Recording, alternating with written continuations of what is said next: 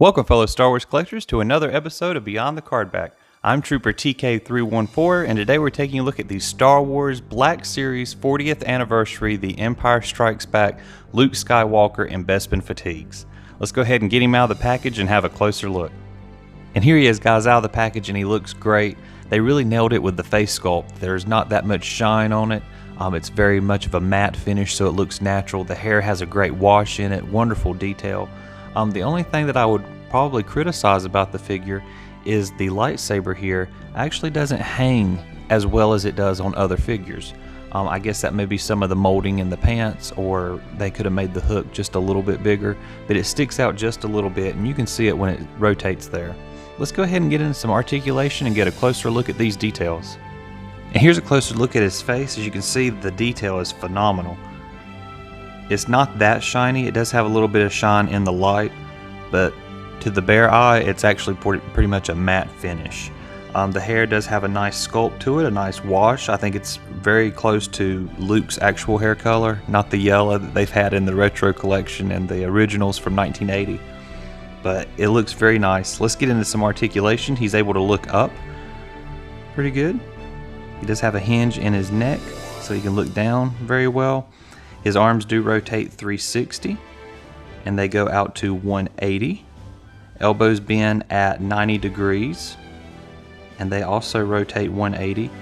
His hands are a little weird. They sculpted it almost at an angle on the inside, so it's kind of weird, but it has a hinge that goes up and down to hold his lightsaber. Then we move on to the torso. He does have a ball hinge in the torso, so you get pretty good movement right there. The belt is actually loose. It's not sculpted on or glued anywhere, but that doesn't get in the way because of the strap here on the holster. It does hold it into place very well, and it doesn't mess with any of the articulation with his legs.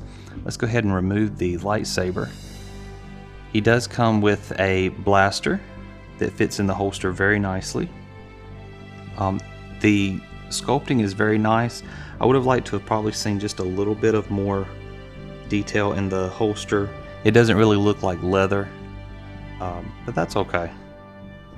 Moving on to the hips, he's able to kick out on both sides almost at 180. He doesn't kick to the side very far though, so that's about as much range as you're going to get right there. My thigh swivels were actually very stiff, so I had to be careful with it, and you might want to be careful with yours, but they do rotate 180, which we're used to in the Black Series.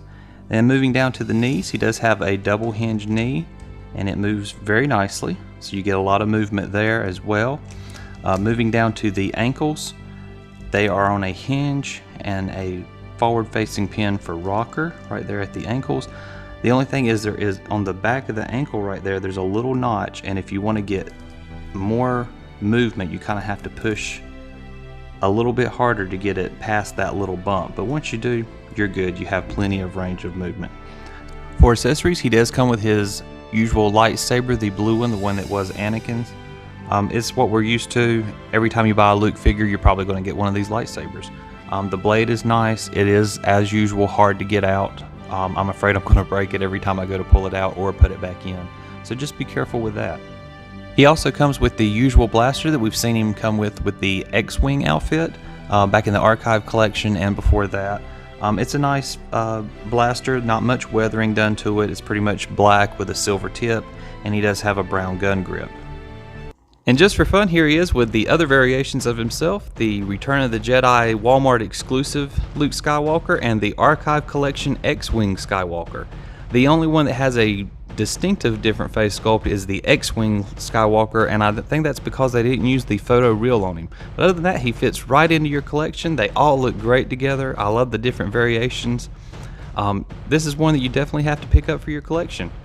I hope you guys enjoyed this video. If you did, please like, subscribe, and comment. Make sure you follow me on Instagram at Beyond the Force. There's a link in the description below. As always, I hope you guys have a wonderful week, and may the Force be with you.